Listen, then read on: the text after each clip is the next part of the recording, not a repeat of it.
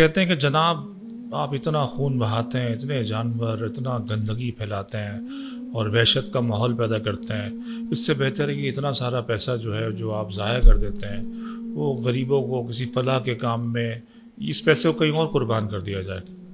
بنیادی طور پہ سمجھنے کی بات ہے کہ یہ پیسہ جاتا ہی غریبوں کے پاس ہے۔ اچھا، امیروں کی جیب سے پیسہ نکلتا ہے اور غریبوں کی جیب میں جاتا ہے۔ کیسے؟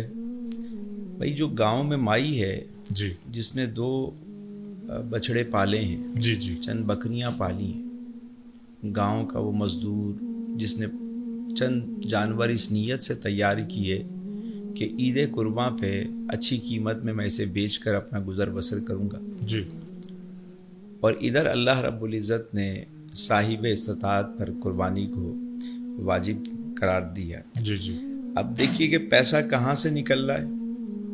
امیر کی امیر جیب کی سے۔ جیب سے۔ صاحب قربانی استطاعت، کس پر واجب ہے؟ صاحب حیثیت۔ صاحب حیثیت۔ اور پیسہ جا کہاں رہا ہے؟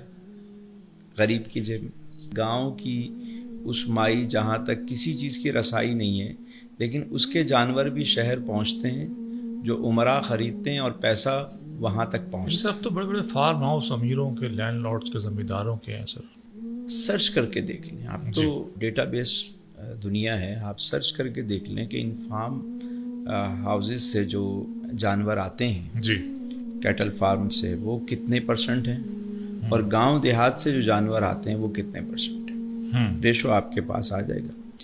بلکہ شہر میں بھی میں نے دیکھا ہے کہ کچھ لوگ جانور 2-3 اپنے گھروں میں پالتے ہیں، اور اس نیت سے پالتے ہیں کہ ہم سال کے آخر میں اسے بیچیں گے، اور اس سے جیسے ایک کمیٹی ڈالی ہوئی ہو، جیسے ایک انہیں پتا ہو کہ یار ایک اچھی اماؤنٹ ہمارے ہاتھ آئے گی، کیونکہ قربانی کا جانور ہے، لوگ اچھی قیمت میں خریدتے ہیں۔ دوسری بات یہ ہے کہ صرف یہ جانور ہی نہیں ہے، آپ دیکھیے پوری ہماری اکانومی جو ہے نا وہ اس سے چلتی ہے، عید قربان پہ۔ قربانی کے جانور سے۔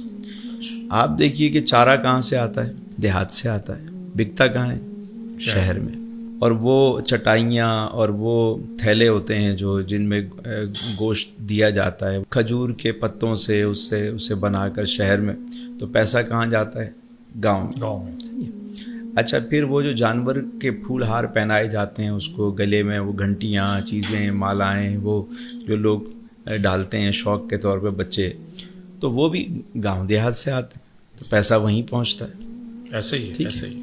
پھر آپ دیکھیے کہ جب جانور ذبح ہوتا ہے جی، تو جن کے ہاں ذبح ہوتا ہے وہ کتنا گوشت کھاتے ہیں، اور غربا کے ہاں کتنا تقسیم ہوتا ہے۔ مطلب میں نے نہیں دیکھا، ہمارے یہاں مطلب ماشاءاللہ قربانی ہوتی ہے، میں دیکھتا ہوں عید کے دن بچے ہمارے یہاں گوشت اتنا نہیں کھاتے، پسند نہیں کرتے، کیونکہ وہ جانور کئی دن اس سے محبت کرتے ہیں، اس سے انسیت ہوتی ہے، تو جب وہ اس کو کٹتا ہوا دیکھتے ہیں تو وہ ظاہر ہے کہ ایک ان سے نہیں کھایا جا رہا ہوتا۔